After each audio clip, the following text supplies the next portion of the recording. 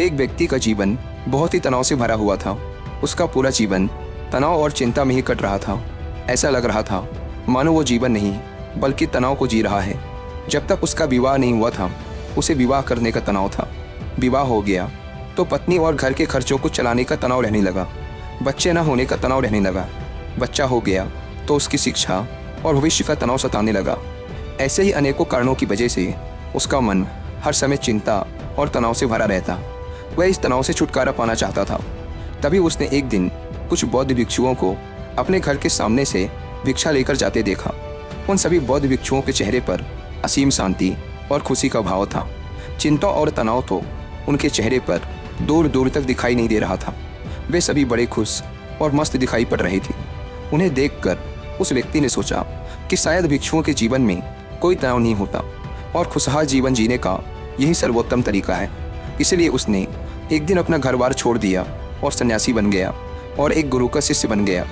लेकिन तनाव कोई गांव या शहर तो नहीं है जिसे छोड़कर चले जाएं।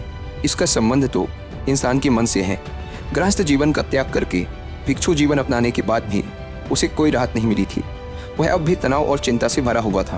अब उसके जीवन में नए तरह के कामों को लेकर तनाव रहने लगा, जैसे आश्रम के नियम पालन का तनाव, शिक्षाओं को ग्रहण करने का तनाव, गुरु की आज्ञा पालन का तनाव, रोज भिक्षा मांगने का तनाव और सभी शिष्यों के बीच में खुद को सर्वश्रेष्ठ साबित करने की होड़ लगी रहती थी।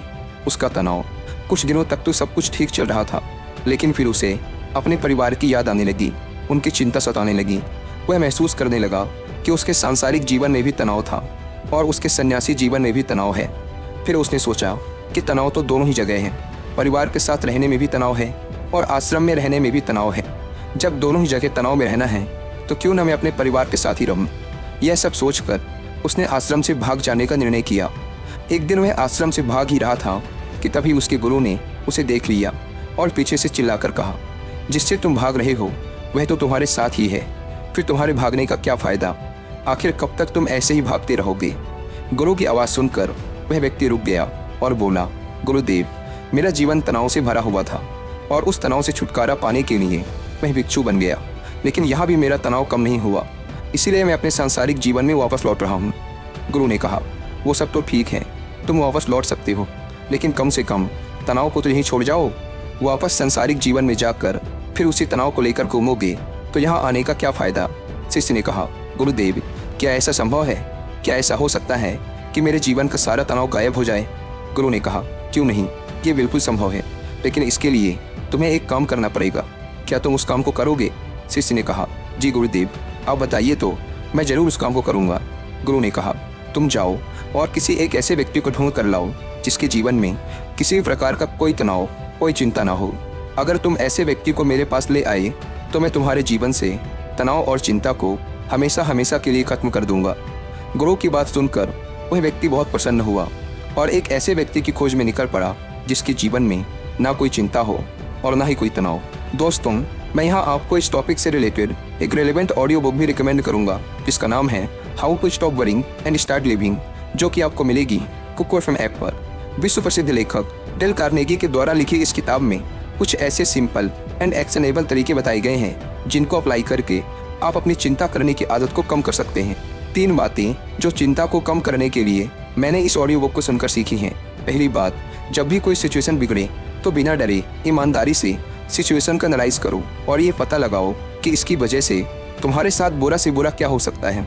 दूसरी बात, बुरी से बुरी कंडीशन का पता लगाने के बाद उसे मेंटली एक्सेप्ट कर लो।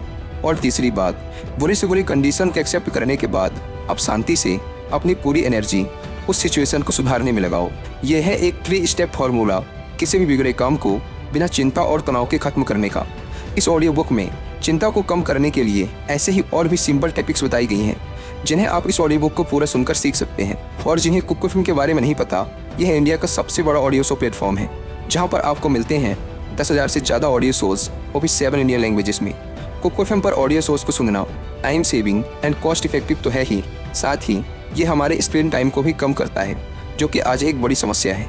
इस प्लेटफॉर्म का मंथली सब्सक्रिप्शन पड़ता है 99 रुपीज़ का, लेकिन अगर आप यूज़ करते हैं कूपन कोड WI50 तो आपको इसके फर्स्ट मंथ के सब्सक्रिप्शन पर मिलेगा 50% का डिस्काउंट, यानी ये आपको पड़ेगा 99 की बजाय सिर्फ 49 रुपीज़ का।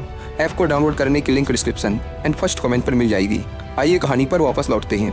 गुरु से आज्ञा ले वह शिष्य ऐसे व्यक्ति की तलाश में निकल पड़ा जिस व्यक्ति के जीवन में ना कोई चिंता हो ना कोई तनाव।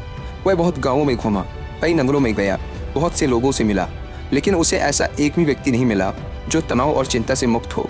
तनाव और चिंता की बात करते ही लोग गंभीर हो जाते और अपने जीवन की समस्याओं को इतना बढ़ा चढ़ा के बताते कि जैसे उनके जैसा परेशान और तनावग्रस्त व्यक्ति इस दुनिया में और कोई दूसरा है ही नहीं।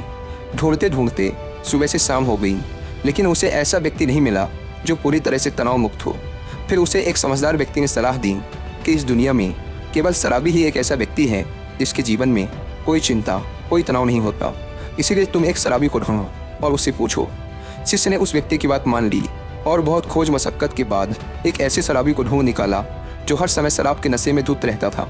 उसने उस शराबी से पूछा, मैंने सुना है कि तुम्हारे जीवन में कोई चिंता, कोई तनाव नहीं है, क्या ये बात सच है? शराबी ने लड़खड़ाती हुई जबान से उत्तर दिया, तनाव ये क्या होता है? ये किस चीज़ का नाम है? मुझे नहीं पता। यह सुनते ही शिष्य की खुशी का ठिकाना न रहा।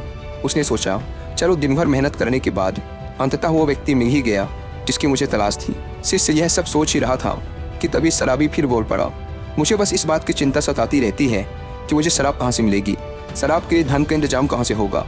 क्या तुम्हारे पास कुछ धन है? मैंने अपनी पत्नी से सारा धन छीन लिया है, लेकिन क्या तुम कुछ मदद कर सकते हो? यह सुनकर वह शिष्य हैरान रह गया। उसकी सारी खुशी गायब हो गई। अब तक दिन भी ढल चुका था और अंधेरा होने वाला था, इसीलिए वह थक कर एक मंदिर के चबूतरे पर बैठ गया। वह बहुत हताश और निराश था। वह सोचने लगा, क्या इस दुनिया में कोई भी तनाव मुक्त नहीं है? तभी एक छोटा गरीब बच्चा उसके पास आया और बोला, भंते, बहुत जोरों की भूख लगी है, क्या कुछ खाने को मिलेगा? वह शिष्य उस बच्चे की तरफ देखकर बोला, जब तुम जैसे छोटे बच्चे के जीवन में भी चिंता और तनाव है तो बड़ों का क्या हाल होगा? बच्चे ने कहा, महात्मा जी, चिंता और तनाव नहीं, केवल भूख है, क्या आपके पास से कुछ भोजन मिलेगा? बच्चे की यह बात सुन शिष्य अचानक बहुत प्रसन्न हो गया, जैसे उसे कुछ प्राप्त हो गया हो।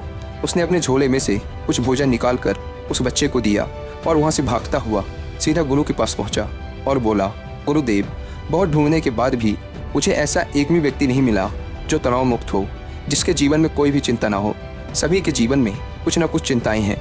जिसके पास धन नहीं है उसे धन की चिंता है, जिसके पास धन है उसे और अधिक धन कमाने की चिंता है, जिसके पास प्रेम नहीं है वो प्रेम के लिए चिंतित है, जिसके पास प्रेम है वो प्रेम से चिंतित है, जिसके पास काम नहीं है वो काम के लिए परेशान है, जिसके पास काम है वो काम से परेशान है। दुनिया में हर इंसान हर स्थिति में किसी न किसी वजह से परेशान है और तनावपूर्ण जीवन जी रहा है। लगता है इस तनाव से छुटकारा पाना संभव ही नहीं है। गुरु ने कहा, तनाव से छुटकारा पाना भी संभव है, लेकिन इसके लिए तुम्हें कुछ करना पड़ेगा। इसके बाद गुरु कुछ गीली लकड़ियाँ लाकर शिष्य के सामने रख देते हैं और कहते हैं, इसमें आग लगाओ। शिष्य उन गीली लकड़ियों में आग लगाने का बहुत प्रयास करता है, लेकिन उसमें आग नहीं लगती। तो शिष्य कहता है, गुरुदेव, ये लकड़ियाँ तो गीली हैं, फिर इसमें आग कैसे लगेगी? गुरु ने कहा, तो अब तुम क्या करोगे? इन लकड़ियों को सुखाओगे या बैठकर चिंता करते रहोगे कि अब मैं क्या करूं? इन लकड़ियों में आग तो लग नहीं रही। क्या तुम्हारे चिंता करने से ये लकड़ियाँ सूख जाएंगी, या फिर तुम थोड़ी सी मेहनत करके कुछ सूखी लकड़ियाँ इकट्ठा करोगे और आग लगाओगे? शिष्य ने कहा, गुरुदेव, आप ठीक कहते हैं, लेकिन हर चीज़ में कोई ना कोई चिंता तो होती ही है। गुरु ने कहा, चिंता किसी चीज़ में नहीं बल्कि तुम्हारे अंदर, तुम्हारे मन में होती है, और जहाँ चिंता व तनाव होता है वहाँ सफलता मिलनी मुश्किल हो जाती है, और जब सफलता नहीं मिलती तो हम और भी चिंता और तनाव में घुसते चले जाते हैं। शिष्य ने कहा, गुरुदेव, अगर सारे काम हमारे अनुसार होने लगे तब तो हमें चिंता नहीं होगी। गुरु ने कहा, इंसान के अंदर चिंता और तनाव उत्पन्न ही तभी होते हैं जब उसकी परिस्थिति और मनस्थिति अलग अलग होती है, यानी कि वो चाहता तो कुछ और है लेकिन उसे मिलता कुछ और है। इसीलिए अगर व्यक्ति अपनी परिस्थिति और मनस्थिति के बीच समन्वय स्थापित करना सीख ले तो वो तनाव से मुक्त हो जाएगा। शिष्य ने कहा, लेकिन ऐसे कैसे संभव है गुरुदेव? गुरु ने कहा, स्वीकार कर भी। जब हम किसी भी घटना को स्वीकार कर लेते हैं फिर वो घटना हमें तनावग्रस्त नहीं कर सकती। जैसे किसी दुर्घटना में अपाहिज हुए लोग शुरू में तो बहुत चिंतित और तनावग्रस्त होते हैं, क्योंकि उन्होंने अब तक अपने अपाहिजपन को स्वीकारा नहीं होता, लेकिन धीरे धीरे वो अपने इस स्वरूप को स्वीकार कर लेते हैं। फिर उन्हें वो अपाहिजपन उतना चिंतित और परेशान नहीं करता जितना शुरुआत में करता था। गुरु ने आगे कहा, जीवन में कुछ समस्याएं होती हैं और कुछ समस्याएं हम खुद निर्मित कर लेते हैं सिर्फ सोच सोच कर, जबकि असल में वो समस्या होती ही नहीं है। शिष्य ने कहा, गुरुदेव, मैं कुछ समझा नहीं। गुरु ने कहा, तुम अपने परिवार को छोड़कर यहाँ क्यों चले आए? शिष्य ने कहा, क्योंकि वहाँ मेरे जीवन में बहुत तनाव था। गुरु ने कहा, क्या यहाँ तुम्हारे जीवन में तनाव नहीं है? शिष्य ने कहा, हाँ, तनाव तो यहाँ भी है। गुरु ने कहा, क्या तुम्हारे अंदर हर समय ये विचार नहीं उठते रहते कि मेरे साथ ही बुरा क्यों होता है? मैं ही भागा हूँ, उससे ना हो पाएगा, सभी लोग बुरे हैं, काश ऐसा हो जाए, सब मेरे अनुसार हो जाए, मुझे ज़्यादा मेहनत ना करनी पड़े। इसी तरह के और भी विचार क्या तुम्हारे मन में हर समय नहीं उठते रहते? शिष्य ने कहा, हाँ गुरुदेव, हाँ, बिल्कुल ऐसा ही होता है। जब मैं आश्रम में गुरु भाइयों के साथ रहता हूँ तब भी, और जब मैं घर में था तब भी। गुरु ने कहा, समस्या बाहर नहीं, समस्या तुम्हारे भीतर है। तुमने अपने अंदर बेवजह का तनाव बना रखा है, उन काल्पनिक घटनाओं के बारे में सोच सोच कर जो शायद तुम्हारे जीवन में कभी घटित भी नहीं होगी। उनके बारे में सोच कर ही तुम चिंताग्रस्त रहते हो, तनाव में रहते हो।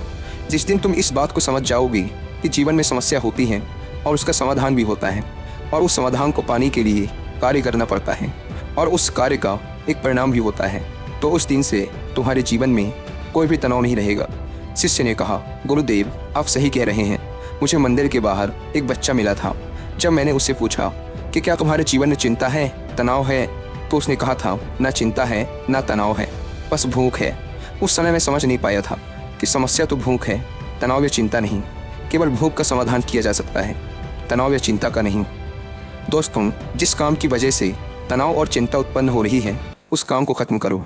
तनाव और चिंता अपने आप खत्म हो जाएंगे।